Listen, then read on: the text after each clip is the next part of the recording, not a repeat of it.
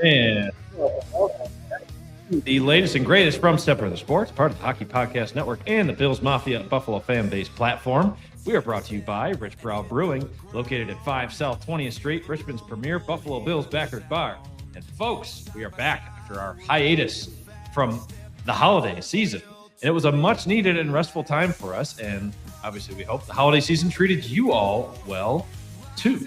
Since we last spoke, both the Buffalo Bills and the Buffalo Sabres had an eventful few weeks. The Bills are entering the NFL playoffs as a wild card seed, and the Sabres, fresh off a recently ended 10-game winning streak, to put them back into contention in the NHL's Eastern Conference. So our guest today, then, will be along for the ride to discuss both the Bills and Sabres and give us some of his thoughts and analysis on parts of the NFL and NHL as well. He is our first Ironman triathlete, and we're really privileged to have on here. He's an Arizona Sun Devil. When he's not doing his training, you can find him over on TSN, Sports Network in Canada, being a self-described resident American hockey writer for the channel. He's also a prodigal son of Western New York and gives his takes on the NFL and the Bills when he can. You often can hear him on WGR's airwaves. We also think he is one of the OGs of including advanced stats and metrics and hockey analysis, as well as making that part of the everyday hockey vernacular. So please welcome to the show, Travis Yost. Very warm welcome, boys. I have to say, though, like when you said one of the OGs of hockey analytics, I was like, wow, that's kind of cool. It's kind of true. And then I started looking at the grays of my beard, and I'm like, yeah, you are getting up there, brother. Well, anyway, Travis, it is a pleasure to have you on here. How'd your holiday season treat you?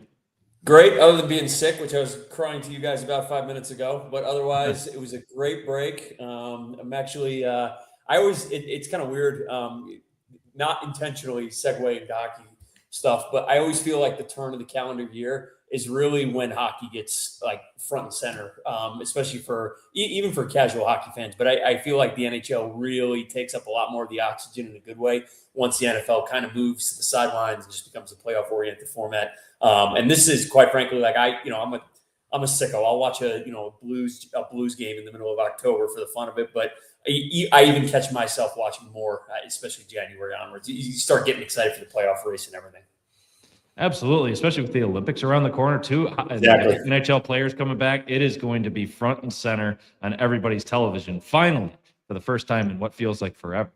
So, again, pleasure to have you on here, Travis. But anytime we do have a guest on here for the first time, we always like to go into their backgrounds, whether it's their favorite sports memories, things of that nature, just like how they got to be where they are. So tell us, Travis, what are some of your fondest sports memories? Anytime, any sports that you can obviously like come to mind immediately to you, and how have you gotten into the role that you're in today? Man, that's if I could give you like a top 5 favorite sports moments. I will say right now, one of the most recent ones is actually the picture in Carl's background, the Allen dive in the snow, which was like, to me, it wasn't like the most, high leverage, like, big play moment ever, but it was like, that was some cool stuff that I just witnessed. That's up the list. Randomly, this is a random, like I was a young teenager, maybe if that, maybe 11, 12 years old. And this is really going into the archives here, but I was watching live randomly because I was not a coincidence. I was sick. And I was on the couch as a kid does when he's 11, 12 years old, just watching nonsense. And the NBA was on TNT. It was the Rockets Spurs game. And it was the game that Tracy McGrady scored 13 points in 30 seconds. And to this day, if you haven't seen it, go back and watch it. It's like one of those like singularly most breathtaking, like there's only one guy on the planet who could have just done what I just saw there. And then most importantly, Bills generally, I don't know which part of my Bills era I love more, which was the sick watching of the drought years when you were like, man, Brian Morgan, 52-yard punt. That was beautiful. Yeah. As you're down 31-3. All-star baby. That's our guy. Yeah, footballer versus, the last 7 years of like, this is so great. There's insanely high pressure. I mean, you even feel pressure as a fan watching this team. And by the way, you're going in as the most high-pressure 6 seed in the history of wildcard, the Bills this weekend. So, I'm a classic New York sports fan. I'm out west here in Salt Lake City now. I've been for the past few years. Love it out here. As much as I love New York, not moving back to New York anytime soon. And career-wise, like the hockey stuff specifically, the last question you had, been doing hockey analytics for a very long time. I'm really gonna date myself, but this started purely as I was a nerdy college student into math and was like, I was in my Calc 2 courses, and I was like, started noticing that there was basically zero footprint in the modern hockey analytics world. The same way NBA was exploding. Baseball was already 10 years, past where they had gotten. NFL was exploding as well. And the NHL felt so cavemanish. And I started doing it purely as a hobby. And then through that, started meeting a lot of people who ironically work in hockey today, GMs, AGMs, guys who really put their entire career and livelihood into it. And I've been doing this since 2008. Hockey Buzz, Sporting News, local publications like the Ottawa Citizen, Toronto, and then joined TSN in 2014. Best employer I've ever had. The only kind of crapola I ever give TSN is I know like my articles get second tier treatment in March when Darren's breaking like the 9th trade of the day, but they love in August. All the important guys are on vacation, and I get to do all the crazy stuff that all the long form stuff that only hockey sickos are reading. And quite frankly, it's kind of weird. I work for a mega publication at TSN. A lot of your fans are going to be casuals. But my audience is entirely the sickos, the guys who can't go to bed at night without knowing what the on ice shots were for Alex Tuck in a random game against Vancouver, right? Like, that's and you're all sick, right? I get that. Yes, we are. Circle. That's Travis Yost. That's how I came to be. I just happy to be on with you guys. I love that. I love that. If I can, you made a perfect segue for me, Travis. So anytime we have, like Chris Mass talked about, a guest on for the first time, besides going into your background and kind of what brought you to, where you are in your career, I like to do a degrees of separation segment. And so I love that you brought up Hockey Buzz. So I would say circa 2005, being those hockey sickos, hockey junkies that you talked about. Chris Maz is probably a junior. No, he's a sophomore in high school. I'm a junior. I was a year ahead. I could still vividly remember skipping school, and this became a tradition for me on NHL trade deadline day, fanatically refreshing a collection of hockey rumor sites, including HF boards, Hockey Futures boards, Specters, and of course, Hockey Buzz, one of your past gigs that you talked about to help build your portfolio. I have to say, being one of those guys, and I'd love to hear your opinion on this, I feel that Eklund has always caught more than his share of hate from internet trolls. What's up with that? Yeah, I had an interesting run there. They always treated me great, number one. Number two, I think people – I'll defend the site and him specifically on one very specific point.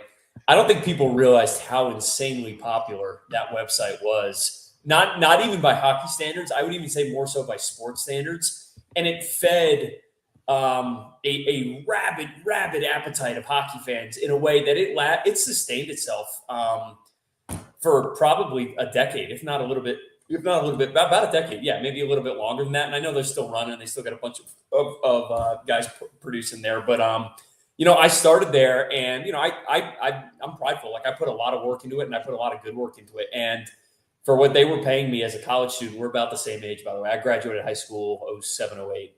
So we're about the same. All right. And, they were paying me a few $100 a month. I'll just keep it at that. But like, as a college student, we call that beer money, number one. Number two, absolutely. I had the greatest college job. We're so far, off the rails here, but I had the greatest college job. I went to Arizona State, and my undergrad job, I was a writing tutor at this place called the Writing Center on campus in Tempe. So I would walk over from a dorm or apartment or whatever, and I would just tutor. I just work with like football and basketball athletes predominantly, or ESL students from South Korea, Japan, China. But like, it was like, hey, let me help you write a paper, and right, great. And because it was certified, and you had to have minimum credentials and qualifications, it was paying like $15 an hour. This is like 2009. I was like, awesome. I'm like minting money. You're lit. That was a great.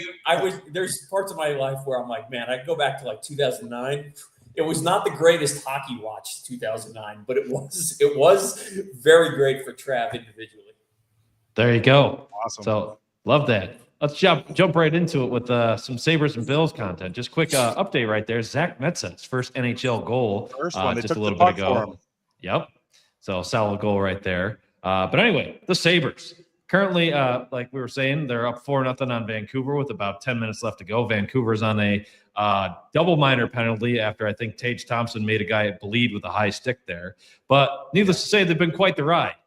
Rough start, kind of an inconsistent play to kind of begin the season. Numerous injuries pile up and down the lineup and in net too. Finally, to the enjoyment of many in the Saberhood, Travis, Kevin Adams relieved of his duty just a few weeks back. In steps Jarmo Kekalainen. And the Sabres proceed to get out of the basement of the Eastern Conference, turn into a wagon with a 10-game win streak, tying a franchise record. They got kind of their behinds handed to them this past week. There you go with Vancouver getting 4-1 on that power play goal right there. No shutout for UPL. But anyway, they get their behinds handed to them by Columbus this weekend, a little bit of a humbling to kind of prevent that franchise record from taking place. But a couple more stats I found right there, which I thought were interesting. Their shooting percentage is still pretty low, 8.7, number 23 in the league so far. Their PDOs, the kind of near league average as far as like puck luck goes. Penalty kill still looking strong at number 2. Their Corsi 4, middle of the pack, right around that 50% range as well. But Travis, since your wheelhouse is really advanced metrics, like we talked about off camera right before we got started, what are your takes on the Sabres at this point? Is any of their play truly sustainable throughout the season itself? And can the team, like they're responding tonight, continue to make a push into the playoff picture and maybe, just maybe, break that 14-year playoff drought? Short answer is yes. And for someone who gets something wrong 19 times a day, I'm going to victory lap this one. Right before they went on their winning streak, I was on GR with Chopin Bulldog, actually. And by the way, side note, little cheating here. I had just watched Josh Allen get sacked 75 times in Houston and actually paid to go to that game. And I got asked a classic like Chopin Bulldog question, which was like, between these two teams, who would you have more confidence in? On one hand, you've got a team that wins 12 games every single year, always in the playoffs, best quarterback in football, blah, blah, blah, blah, blah. Another team you have a perennial disappointment. No matter what the scenario is, they will disappoint and fall on the rake, right, or step on the rake. And I remember saying, and I hedged it a little by saying relative to like their goals or something to that effect. But I actually thought the Sabres had a bit of a better outlook. And there's one specific reason why. The talent across the roster is deeper, more, you feel it more at every position group. And quite frankly, going to your Kevin Adams point on the Sabres piece, I would argue and would to this second argue the reason Kevin Adams lost his job is he never found a goaltender. I mean, that's it, full circle, right? This team has been talented enough for, I would say, 2 years, maybe even 3, to pull themselves back into at least the playoff cut line, at least the fringe of the playoff discussion, if not the 8 seed, if not, one of the wild card seats. And they never had any goaltending. And so it kind of been like you're banging the drum to the same chorus and fans get sick of hearing it. And I would as well. But the classic offseason question of is this the year for the Sabres? And it's like the 900-pound gorilla in the room is like, well, tell me what a journeyman in Alex Lyon and Luukkonen are going to give you. Luukkonen horrendous for the first month of the year, and now he's turned it around. Tell me what they're going to give you, and I'll tell you what this team can do, right? And that's, quite frankly, it's the reality of probably 24 teams in the league is you get outperformance goaltending, you're going to make the playoffs. You get underperformance goaltending, you're going to miss the playoffs. Sometimes it is not any more nuanced than that. But I would argue this is the first year that they've actually gotten stable goaltending in quite some time. And by the way, you mentioned it earlier on the stats. To me, the biggest, I don't want to say it's not a leading indicator, but if you could stamp a piece of paper and say this is a reason why the Sabres are in the playoff race right now, is they have massive outperformance in one area, which is the penalty kill. The penalty kill is giving up an obnoxiously low rate. I think I looked at it. It was it was below 5 goals per 60 minutes, which is first in the league for a while, maybe second now. It's the penalty kill has been unbelievable. And so when you look at, and just in contrast, think of the nominal here, the Sabres are 12-ish goals. I don't have the latest up numbers from the Canucks, but it's 12 or 13 or 14 goals. Once you count their shorthanded goals for, they're 12 or 13 or 14 goals in the red on the penalty kill. The Kraken are 31, 32. I mean, you're talking about a 20-goal gap halfway through the season. And if you go by the logic of 6 goals, roughly, it's a little bit more now, but 6 goals net equals 1 additional win in the standings, which is a reasonable approach. based on the way goals are scored and points are allocated. The Sabres, if from just their penalty kill, are approximately 3 wins better than you would expect them to be, all other things equal. And to me, like, not a lot of time is spent on special teams, but they are so notably and increasingly important in the higher scoring era. Last thing I'll get on this point, because one of my favorite TSN articles that I wrote about a year ago was how important the power play had really become in even the last, really the post-COVID era, where scoring has taken another step up. Power plays have become a meaningful predictor and differentiator in terms of haves and have-nots, playoff contenders versus pretenders. Like, if you look at a year-over-year correlation of teams' relative success in the power play versus the frequency they make the playoffs, it's increased over time. And it makes sense because you have more skill throughout the league. There's a lot of reasons for this. More skill throughout the league, higher goal-scoring league, an officiating book that's kind of skirted a little bit more offensively with the goaltending equipment changes and the like. But just think about everything I'm saying. If having a great power play is important, the alternative is also true, which is, like, if you can somehow stymie these great power plays around the league for a half season, that's going to give you 3-4 wins in the standings, which, by the way, is 6 to 8 points by NHL standards. I mean, that literally can be the difference of finishing 10th and 11th versus 7th and 8th. So full circle, Adams never found a goalie. It's almost ironic that they're now getting goaltending the moment he was walked out the door. But otherwise, by the way, last final point. The reason why I've been bullish on the Sabres, and in fairness, I was wrong even a year ago, right, was they persistently have shown over the last 2-3 years, really since Tage Thompson became a player, that's kind of where I draw the line in the sand. They have either played to break even or even marginally outscored teams at even strength, which is the single most important indicator you have for a team and their long-term fidelity as a competitive team. Teams that are getting outshot, outchanced, and outscored at 5-on-5 routinely over time see those results deteriorate. And the Sabres were always competitive there, but it was always, they have no power play. They have absolutely no goaltending. The penalty kill's 31st in the league, whatever the case is. This year, you don't have any laggards. You've got a core strength in the penalty kill, and they're still scoring at will at 5-on-5, which is fantastic. And the Atlantic Division is garbage. So Another reason why you should bet on the Sabres. Yeah. More on that later, too. Yeah. I think I got a similar question actually about the Sabres, ironically, a couple weeks ago. And I was just thinking about it. And I think I started with, yes, because the Atlantic Division is garbage. It is so bad. I mean, think about this final stat. The Sabres are 9 goals better now, I guess, with the Vancouver goal. 9 goals better than the Sabres. The Sabres are 9 goals better than the Red Wings over the course of the season. The Red Wings, who have been sitting first in the Atlantic for the entire season, 54 points, seem like a relatively sure bet to make the playoffs just based on the points they've banked. Sabres are 8 or 9 goals better on the season. Think about that. Insane. Yeah, that's a good point, Travis, too. I did want to talk a little bit about the Eastern Conference. Like, this year has been one of the craziest in recent memory. And I know there was some national media publications that had the Sabres in the playoffs. There was even some that were as bullish as saying that they would be a top 4 seed in the Atlantic. I know that I myself, and I think Chris Maz, we predicted that they would break the streak this year. But just looking at the standings now, I know we're about 40 games in, so we're about halfway through the season currently.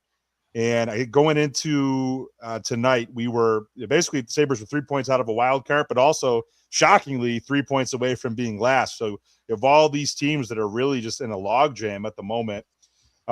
So aside from, maybe the Lightning, the Panthers, there's really no clear front runner in the East this season. So why do you think that is? And conversely, in the Western Conference, the Sabres, where they are with 46 points heading into tonight and looking like they're going to be headed to 48, they're in the top half of the West. So why do you think that is, the contrast between the two? It's a phenomenal question, and I can get into a 20-minute rant after this about why the current playoff format sucks, because it's very related, but I'm going to set that aside for a minute. So one of the reasons I've been bullish on the Sabres, like jokingly but also very serious, is the Atlantic Division was due for a weakening. The last 24 months have been blinking red lights screaming that the guys who have ran this division for a very long period of time are breaking down. The Bruins had arguably the longest run of success any of us at our age have witnessed. I get that it only equated to 1 title, but every single year a playoff team, basically for almost 2 decades. It was a ridiculous run of performance by the Bruins. Guess what? They got older and a lot of guys retired.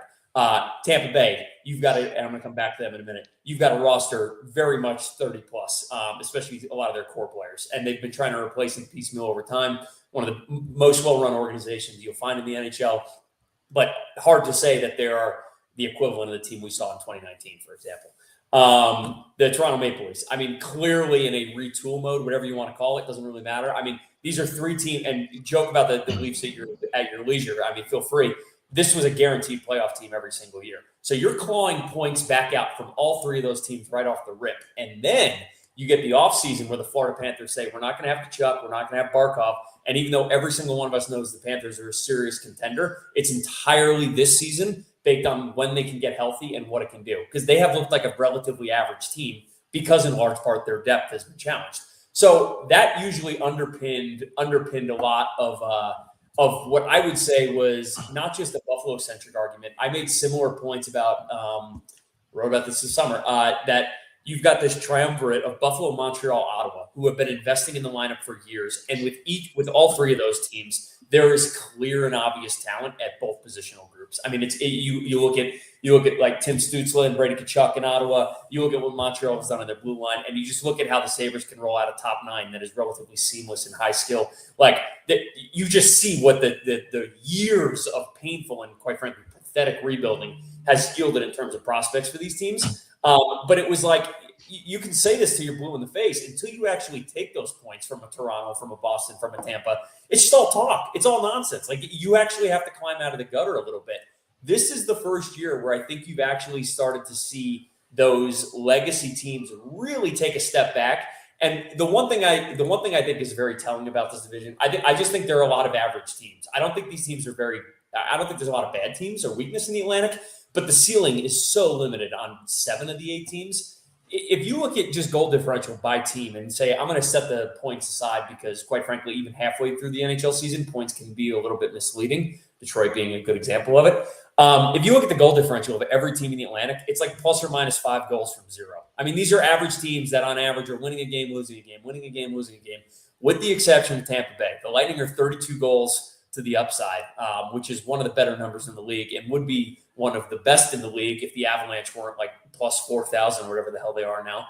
But that's like when you're talking about 3 teams minimum, and we learned Florida would be 4, that are saying, hey, we're willing to throw up 8 standings points as a jump ball to the other 4 teams. Who are the 2 teams that are going to take it? And it looked early and often like it was going to be Montreal. Ottawa's goaltending has been a complete disaster this year.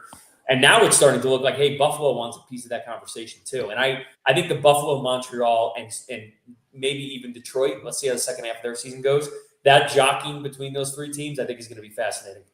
So, friend of the show, Chris B, chiming in with that. Yeah, pretty funny to see Tampa Bay at plus 32, then Colorado double that essentially and more. They have Colorado, if they finish, now granted, like I always make these small sample size caveats, but like I don't feel like you need to at halfway through the season. If Colorado's current margin of victory holds, or let's say goal differential per 60 minutes, it will be the best number of the statistical modern era. So roughly the last 20 years, this Avalanche team is pacing to be the best team ever. And that includes, I mean, I remember like the nerds loved the Sedin team in 2011. They were, running circles around teams. A couple Golden Knights teams are fantastic. Bruins teams, when they got the crazy Tim Thomas here. But like Colorado's better than all of them. Quite frankly, if I'm a Western Conference fringe contender, I'm like, why bother with the trade deadline? So I can get my teeth kicked in? I don't know.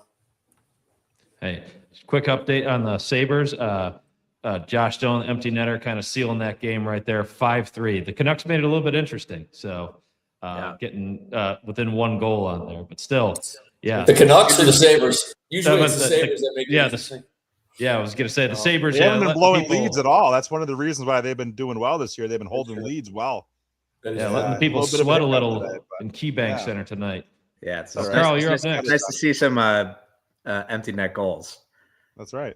It's good to see that. Playing overhead, get some of those pat some stats for the boys. Love to see it. But it's obviously we're lots of talk about where we're at. We just came off 10-point streak, which was I think 2 or 3 of those games were part of Adams, but obviously lots of positive buzz on Kekalainen. I mean, maybe your statistics can kind of like loop into this a little bit, but definitely curious your take because, obviously as a fan, feeling that momentum shift from getting rid of Adams and having Kekalainen and adding in some actual experienced hockey operations people feels good. And then to see a 10-game streak and, the boys do look like they got some swagger, right? Like they're holding the leads, they're putting some points up.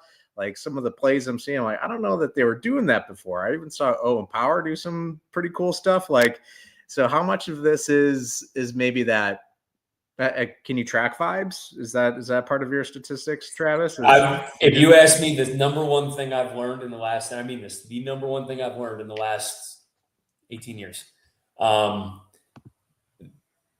vibes is the 2025 version of it, but like winning begets winning. Like I truly fundamentally believe that because if you guys have ever, like you start thinking about like even just hobbies, I'm the shittiest chess player on the planet. I concede that right now, but I've been playing chess for the last year and a half, usually when I'm on a bike on a long ride and just losing my mind. But like when you're playing chess well, you're like, I want to keep doing this. And you're getting a little more into it, right? It's the same thing for any hobby, sport, skill, competition, whatever the case is. The opposite's also true, which is like losing cultures are very erosive. People who don't like going to work because there's acrimony in the law. Like there's acrimony at your job. Yeah. You drive into work, you're like, today's going to stink, self-fulfilling prophecy, whether it's true or not, doesn't matter, right?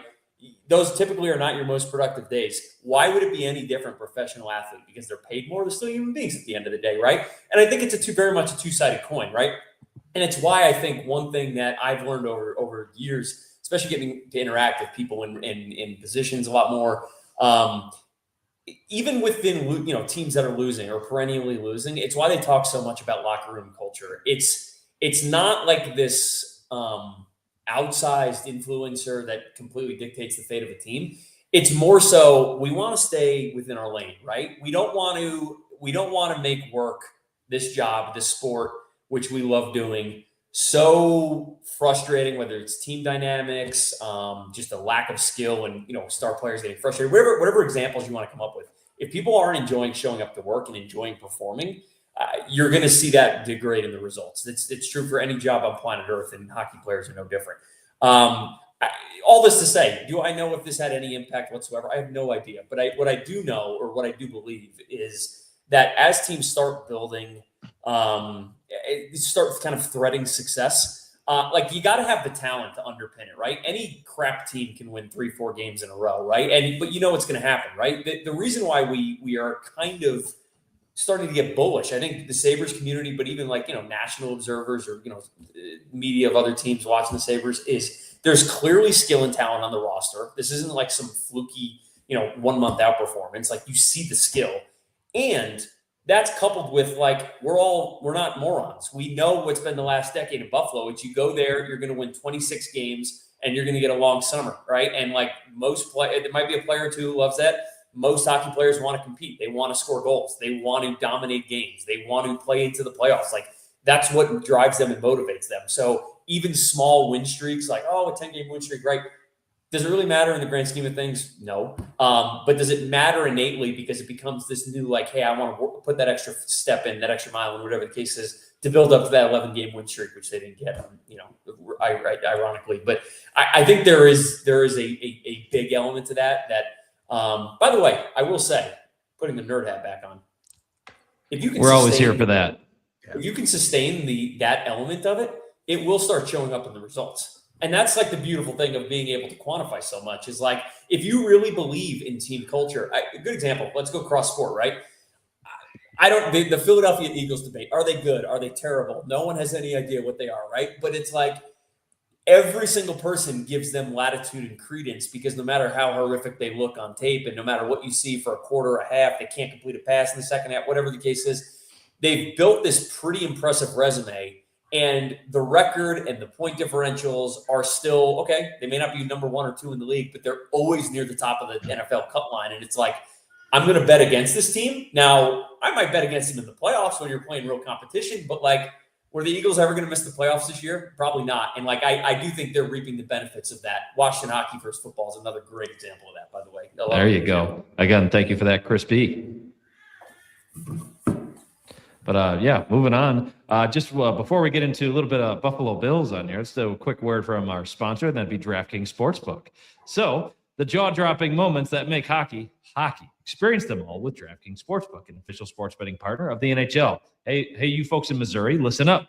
DraftKings Sportsbook now live in the Show Me State. So current lines for Bills Jaguars this week. Shockingly, Bills are sitting at -1.5 road favorites. So likely a nail biter matchup against those Jaguars. So again, likely to be probably a very annoyingly close, as the Bills like to do, whether it's in a win or a loss these last few years. So just keep that in mind before you make your bets on there. The Sabres were -1.5 against Vancouver. So if you picked them, that was a pretty solid bet. You had to get probably a little bit more over that just to break even there. But new customers, this one's for you. Bet just $5, and if your bet wins, you'll get $200 in bonus bets instantly. So download the DraftKings Sportsbook app and use code THPN. That's code THPN, as in the Hockey Podcast Network, to turn $5 into $200 in bonus bets if your bet wins. In partnership with DraftKings, the crown is yours. If you have a gambling problem, call 1-800-GAMBLER. In New York, call 8778-HOPE-NY or text HOPE-NY 467-369. In Connecticut, help is available for problem gambling. Call 888-789-7777 or visit ccpg.org. Please play responsibly. On behalf of Boot Hill Casino and Resort in Kansas, pass-through of wager tax may apply in Illinois. 21 plus. Age and eligibility varies by jurisdiction. Void in Ontario. Restrictions apply. Bet must win to receive bonus bets which expire in 7 days. And those are minimum odds required. For additional terms and responsible gambling resources, see dkng.co/audio. Limited time offer. Copyright NHL 2025. And now back to our regularly scheduled program. Very well, as always. Nice work. All right. Getting to the Bills. I know, Travis, you always have some solid takes on the Bills lately with your I saw a couple of tweets recently that you had some good takes on the wide receiver room, but I know Sean wanted to kind of tee off on this. Yes, Travis. So as a native Buffalonian, like the three of us, minus the horrendous playoff losses, it's been, for the most part, a breath of fresh air to some extent in the last couple of years. Obviously, with Josh Allen at the helm, we talked about, and the team regularly making these longer sustained playoff runs compared to the drought years, that preceded that. Now, that's not without frustrating moments, of course, too. For my money, this season has been very full of inconsistent play calling by Joe Brady, up and down nature of the defense, although it's seemingly trending up, down the stretch here. But also Brandon Beane insisting in the offseason that the wide receiver room was good enough. Your tweet about a recent Sean McDermott presser described how the wide receiver room scab continues to get picked by McDermott, as he glowingly talked about Jacoby Myers on the other side of the field for the Jags leading into this game for wildcard weekend. So with that said, what are your thoughts on the team this season, and more so, what another playoff loss, especially one that could happen this week or maybe even next week after maybe a 2-game and exit, could it cause a seismic shift in the coaching or in the front office? And what are your thoughts about that? Yeah, I would say a walk down memory lane, but it wasn't really filled with great memories. This year was, it was got to be the most frustrating 12-win season in history, right? And I think there's some context there, right? I think they beat 2 teams with winning records. Like, they were trailing in almost every single game. And I think, Bills fans for a while got accustomed to, all right, it's 2:30 Eastern. And the Bills are up 31-6 on the Dolphins. I'm going to go do something with the rest of my day, right? And that just was not the case at all this year. I think on the coaching front office Bills thing first. I have thought, my 2 cents, that the most single headline story, if you put a headline on the story of this season, whatever ends up happening in the playoffs, Sean McDermott and Brandon Beane are clearly of not the same mind when it comes to this roster. And let me just go to the McDermott piece first. His detractors, fair or not, will say he's been ginning this up because it's a shield for him. He's a very winning coach, and if he can say, hey, look, you were the guy who said everything was good. But he has no less than 10 times, made a point in some way, shape, or form to basically lift others up or kind of nitpick at his own without doing as much. You mentioned in my opinion, kind of going out of his way to be like, Jacoby Myers, what a stud, paraphrased. How about when McCole Hardeman was on the field for 3 plays and you could just tell he was, whether it was editorialized or he really felt it, like he was like, wow, we just such a weapon to have. And it's like, it's McCole Hardeman. He's been bouncing around the league for 5 years now. I get it, he's fast. I took that originally as like, hey, look, he's criticizing the speed in the wide receiver room, which I think is totally fair. But if you kind of couple everything together, it all boils back to a week 7, week 8. I think it was right at the trade deadline. Brandon Beane said explicitly that he thinks he has a championship roster. And Sean McDermott, when asked the question, literally said, I love these guys. And the most non-answer of all time. And to me, like, I get you can play it a little more coy when you're the coach and not in charge of roster building, primarily. You're not the accountable executive. But, I mean, he just flat out didn't answer it. And it's like, Sean McDermott has been, for all his flaws, he's been very, I think, reasonable and clear in his media hits and like talking about what he thinks over the years. Like, I think he's done a good job of that. And like, he clearly went out of his way to be like, yeah, this roster's okay. Like, and I got to say, I feel the same way watching him. So like, I have had my, CBS receipt list long of frustrations with McDermott over the years and the playoff criticism, 13 seconds, timeout management earlier in his career. Like there's a sea of criticisms here. Timeout management is still a challenge this year.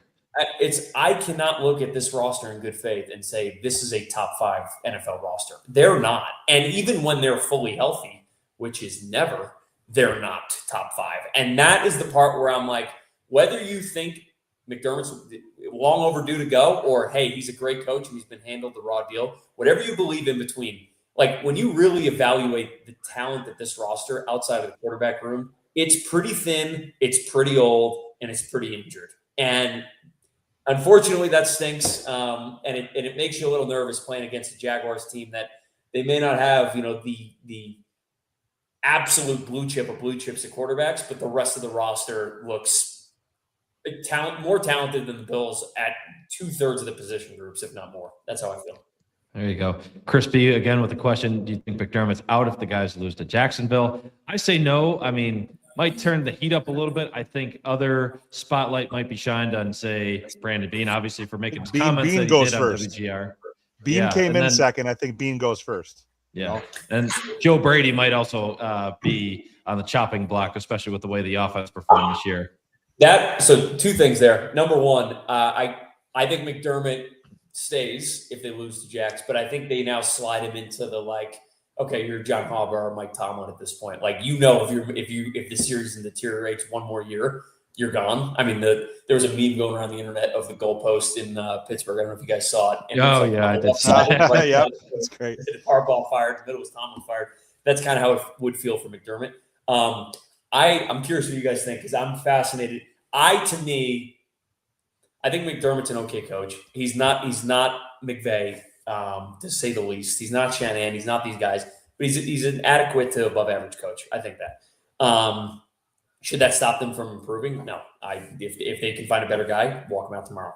However, if I acknowledge that this roster is pretty thin on talent, and I honestly don't know anyone who thinks this roster is super talented, not a Bills fan in that group. I would say there's degrees of it, but we're not looking at the most talented roster in football by any stretch. How do you separate the Joe Brady versus Brandon Beane? Like, that to me is the more nuanced debate there, at least in the respect of who goes first, because an OC is always easy to kick to the curb. I get that. But I'm just talking in terms of accountability in the blame game. Is it, where do you slot in terms of Joe Brady didn't do enough with what he had, which I think there's a reasonable argument there. These can coexist, versus Brandon Beane didn't give him all the ingredients in the recipe. What do you guys think? I think that's more fascinating than the McDermott thing.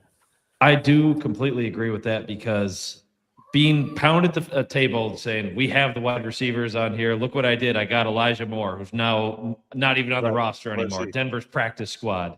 Re-signing Gabe Davis off the street, just onto the practice squad, made his way onto the 53.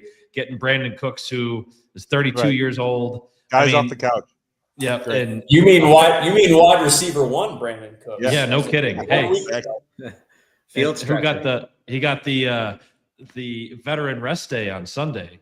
But speaking of Sunday, I know Carl wanted to kind of talk about a little retrospective on Highmark this past week too. So Yeah, I mean that's definitely a big part of a lot of our lives growing up in Buffalo is that building right there. I mean, the good news is the new one's right across the street, so a lot of that atmosphere is not going to be going. But obviously, just coming off the last game in that stadium, what are some memories you got? I mean, I grew up in Orchard Park, so I got like No, you got a lot more than me. yeah, This is a very random. It may not even be my most pronounced memory, but my buddy, he also a New Yorker, but a Bucks fan, family tree, and blah blah blah.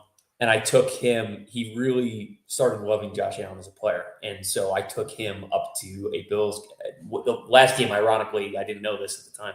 The last game I'd go to at the old stadium was they played the Dolphins early in the season. It was like a September game, and they obliterated them. I think they scored 40 some odd points against them. It was a blowout. But football fan, just like us, where you're never going to change allegiances like that. Like, I'm a Bucks fan, blah, blah, blah. Going to that game, the atmosphere, like the fan base, it's impossible to, in my opinion, to articulate sometimes. Like I go to other games, other teams, I have a great time, but it's the weird like community element of it. It just doesn't exist in a lot of places anymore. And that was always to me my best memory of it because, thinking back to your question, right? Like he was leaving the game. He was like, I'm getting a Bills jersey on the way out. Like he's like, he's converted him. yes. And by the way, he doesn't know this, and I lied through my teeth because he's a good friend and he would literally Venmo me. But the moment the Tyler Shuck couldn't pull the Saints out of the abyss and the Bucks were eliminated, I sent him a Bills shirt on Amazon, get him geared up for the playoffs. So there you go. I think it's just like the relationships, the community. I think the one thing you said, Carl, that I couldn't agree more with is like a new stadium's always great. I don't know, you've been to SoFi, Allegiant Stadium in Vegas, Jerry World. You go to these places, they're like cathedrals. It's ridiculous. They're all nice, right? I think one of the very cool things though about this, or one of the important things unique to Buffalo, is you're not just going to pick a spot and put a stadium. Like that area of the city, that's where a football stadium, it feels like it belongs, right? It's the same thing as like when you go to Pasadena and go to the Rose Bowl. It's like you can't move the Rose Bowl anywhere other than where it is, right? There's foothill mountains. This guy's got a house that overlooks the stadium, but it's like it's become legendary. And that the location to me is, if you can't have the original stadium, you got a new stadium in the same spot. By the way, it's what the Yankees did, right? Right in the Bronx. They could have picked 1,000 nicer areas in the Bronx or New York City. They stayed in South Bronx. It wouldn't feel right otherwise. I mean, I will miss the stadium though. I mean, it's basically just a hunk of concrete, but I love that. I love that hunk of concrete. I mean, it's our hunk of concrete. The cool one, the cathedral, but yeah, no, it's great memories and looking forward to. Yeah. Travis, got a couple more quick ones before we let you go here. First one is, I know you're an Ironman athlete. I wanted to maybe get into a little bit, maybe another time, about your race resume of sorts. But I ran D3 cross country in college, still try and dabble in running where I can there. Done a handful of marathons, even a couple ultra marathons. So kind of getting away from Bills and Sabres talk here. So an Ironman race might someday be on the bucket list. And even for mine and Sean's father as well, he's a big endurance athlete. But obviously that's a huge commitment. So what advice do you have? Because obviously I know you're a big triathlete guy and you're Ironman. What advice do you have for endurance athletes who want to compete in that event someday? Man, that's a great question. Number one, I don't care what your schedule is. I don't care what you believe. Get used to waking up super early, like super early, and not 4 days a week or 5 days a week, 7 days a week for 365 days. You're going to be waking up before you even think about the words sunrise. I had a big benefit in that regard. I've always been an early morning person. You catch me 9:30 at night, I'm dying. I'm yawning. I've always kind of been wired that way, but that really, people got careers, they got jobs, they got families, they got kids, whatever. You're a number one foolproof way of failing any training plan for any race would be, I'll get to it this afternoon and this evening. There are some people who make it work. I can't disagree with that, but the people who typically find the discipline in the early morning hours before everything in life starts, in my experience, are the people who actually thrive and succeed, and they can layer up on top of that. That's something I just kind of religiously believe. It sounds weird, but if you think about it in practice for a couple months, you'll kind of feel like, oh, that's what he meant. Because I'm missing a random Wednesday, I'm missing a random Friday because I had to stay late at work or whatever the case is. Like, you cannot even let that be in the equation. Triathlon, love, but found out that two things. Number one, and I love doing it. I realized I am not as nearly as competitive on the bike as I am running. And that's kind of a two-sided coin. I just never been a cyclist, and I am not the type of person, I'll go on a spin bike for a couple hours, but like, there are people who live in areas of the country, and I do to a degree, but where you can just jump on a bike, super safe. You don't have to worry about a car wrecking you, and you can get on there and ride for hours. I would love that. To me, the risk reward there is just not worth it. So I do a lot of spinning for training on the bike.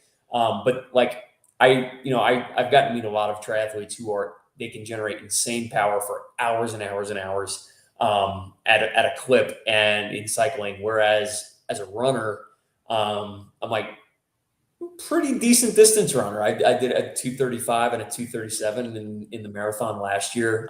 Which is pretty competitive. And it's like, it's comical because people are like, that's like 20 minutes from like Olympic trials. And I'm like, yeah, 20 minutes from Olympic trials is like from here to Jupiter. I mean, 20 minutes is I'll never run 20 minutes faster. That's just like unfathomable. So it's too fast, and I'm too old and washed at this point. But I really enjoy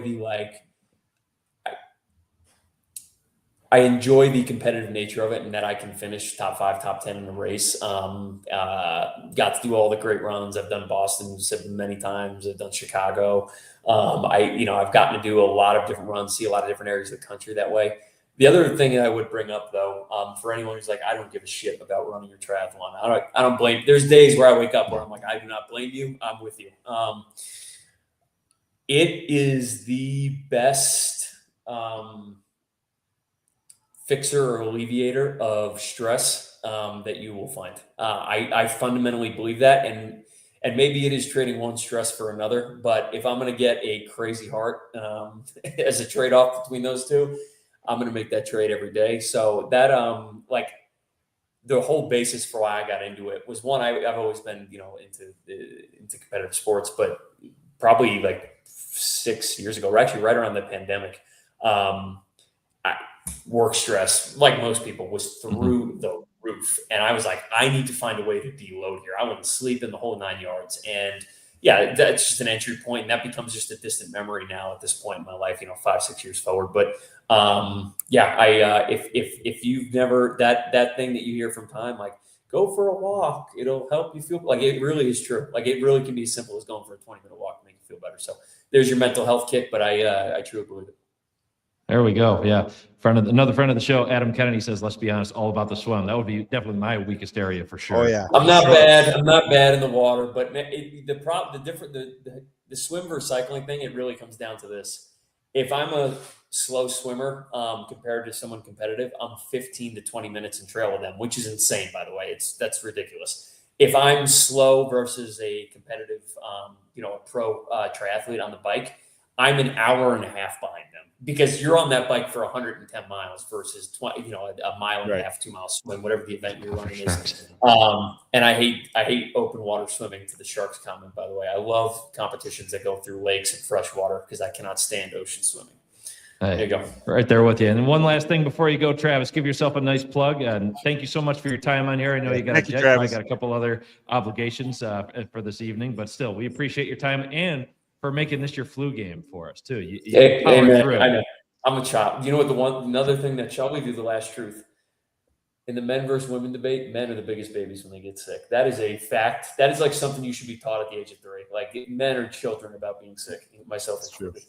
My wife will agree with you. I know she will. Take care, boys. Yeah. Take care, Travis. Thanks so much, Travis. So that was Travis Yost from TSN. There to join us. So I know he had a couple prior obligations, but we thank him. I really wanted I wanted to put him on the spot and get his prediction for how far the Bills go. Will the Sabres make the playoffs? We'll have to tweet at him. Yeah, maybe back at him. That was fun though, man. He's what a good guy. Yeah, awesome to have him on there too. But we wouldn't be a Step Brother Sports Show without having a Grind Our Gears segment, even without Travis in this case. So as you know, grind my gears, gentlemen. If you got an extra grind or some hate to lay, maybe even some folks in the comments section, feel free to let it rip too. Or even if you want to give someone their flowers, brought to you by Larger Than Life Blooms, you know the drill. Carl, let it rip. Do you have any hate to lay, or do you have any flowers you'd like to give? It's a good question. I feel like I'm going into this Bills game with like a good amount of zen. I know come Sunday I'm gonna be bouncing off the walls and like hating our drafting and hating everything else. But for now, I'm going into it with like a decent amount of level-headedness. And yeah, I mean, I guess on the Sabres side, I'm still I just don't know how we manage the cap moving forward without like taking meaningful steps back in talent. So, but that's just an existing problem, not really like a Kekalainen's fault or anything like that. But it still bugs me that we're like sitting here talking about how to sign Tuck, and that's just going to need to take a couple other roster moves. And they're like, oh, well, you know, the Kings have $10 million in cap space and they could handle him. I'm like, why can't we handle him? Like, what? Like, this is so annoying. Why do we suck for so long and we just don't have the cap? But, and anyways, I guess that's still my answer to that is D-men. Yes. Lots of money tied up in a D-men. You know what, though? They could potentially pull off a second Jack Eichel move where they would maybe trade Tuck and get slightly younger and slightly less expensive for a guy entering prime. Yeah. That they might need see that. If they can't sign him or they can't figure it out. But this also comes with some optimism. It's something I've been wanting to tell you guys. You know, there are teams that on paper sell off before the deadline and still make the playoffs. Yeah. Hey, could be us. You never know. And Chris B chiming in again. RIP Commies Washington Commanders 2025 season.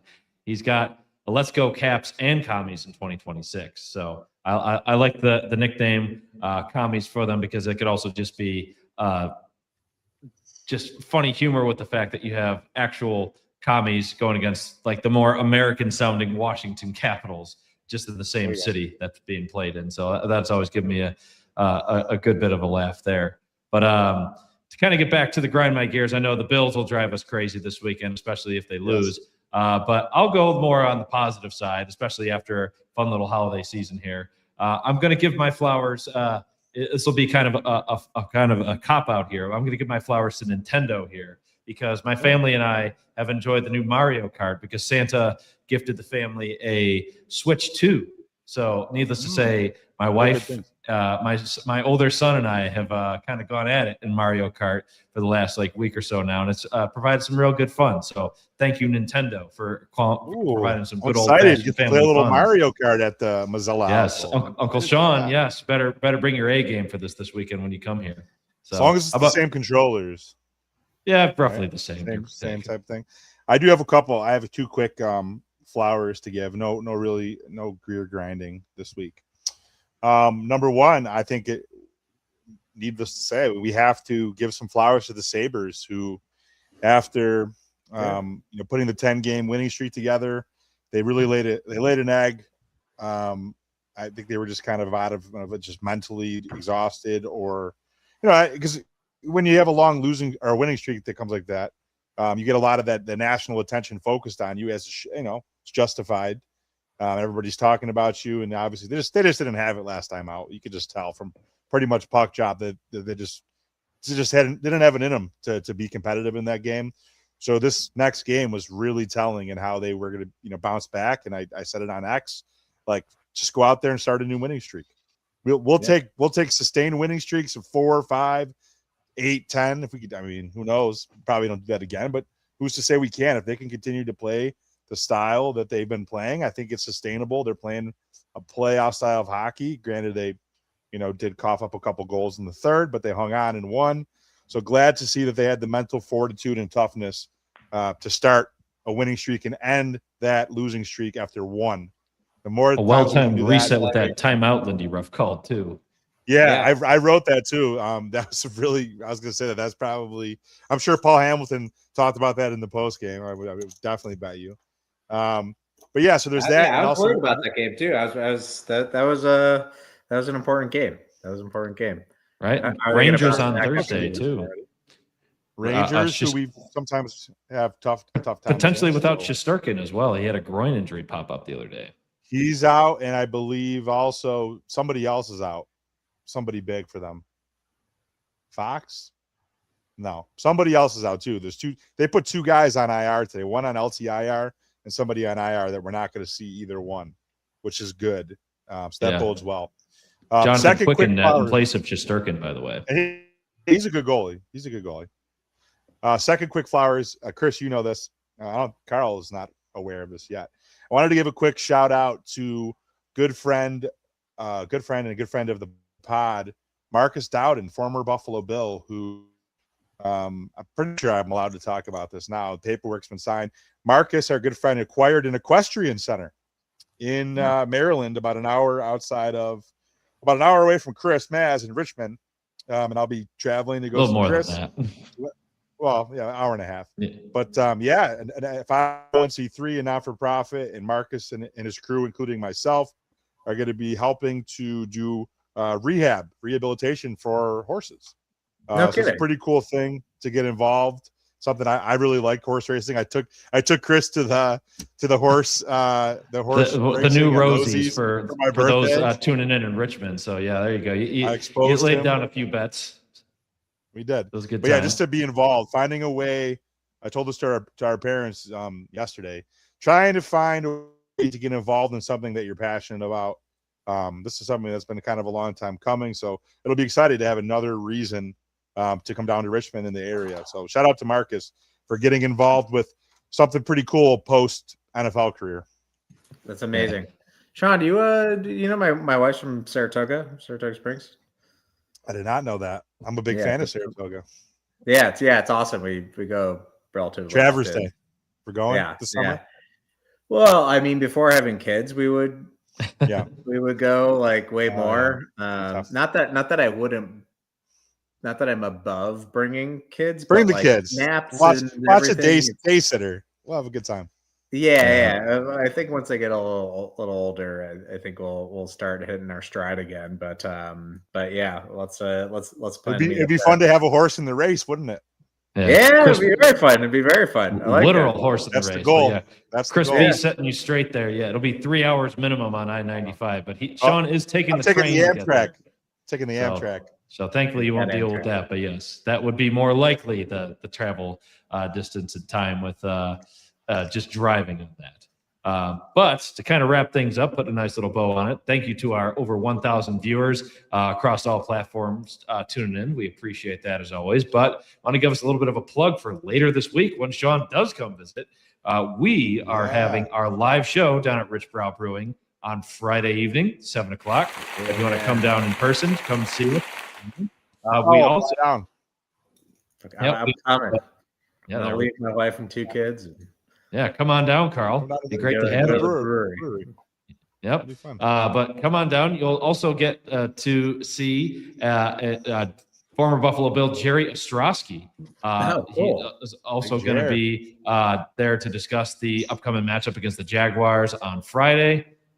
There we go. Yep. So getting tanked and rowdy at Rich Brow on Friday. Hey, can't wait. Got to get ready for the game. Yes, got to get ready for the game Sunday at 1 o'clock. But still, Jerry will be there to talk about the game with us. Granted, he's appearing virtually for us, so we can talk to him there. I was about to say he's coming. I didn't know that. Wouldn't that be wild, right?